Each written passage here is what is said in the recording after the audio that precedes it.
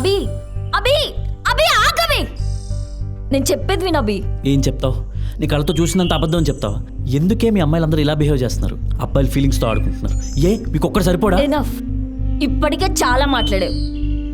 అయినా ఒక అబ్బాయితో క్లోజ్గా ఉంటే తనతో రిలేషన్లో ఉన్నానని ఎలా ఫిక్స్ అవుతావు?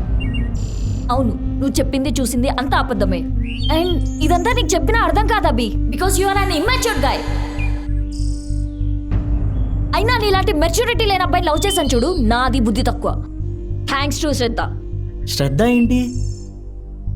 యా, తనే నా కళ్ళు తెరిపించింది. అదేంటి? రే ఎక్కువ తాగమాకంటారా, నాకు కూడా ఉంచండి, ఇక్కడే ఉన్నా నేను. చేస్తాను.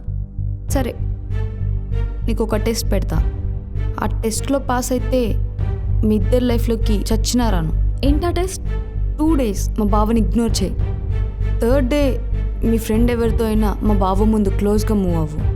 అప్పుడు కూడా మా బావ నిన్ను యాక్సెప్ట్ చేస్తే అప్పుడు నమ్ముతా నీ లవ్ స్ట్రాంగ్ అని. ఏంటి, నీ లవ్ మీద నీకే నమ్మకం లేదా? చేస్తాను. శ్రద్ధ నాకు ప్రపోజ్ చేసింది. తను లవ్ రిజెక్ట్ చేసి అనేది అంతా చేసి ఉండొచ్చు. తను ఏ ఉద్దేశంతో అయినా చెప్పుండొచ్చు అబ్బి, కానీ నాకు నీ మెంటాలిటీ ఏంటో అర్థమైంది. అండ్ నీలాంటి వాడితో నా లైఫ్ అంతా ఇమాజిన్ చేసుకోవడానికి నాకు భయంకరంగా ఉంది. ఇట్స్ నాట్ వర్కౌట్ అభి. లాస్యా ఆగు లాస్యా. శ్రద్ధ,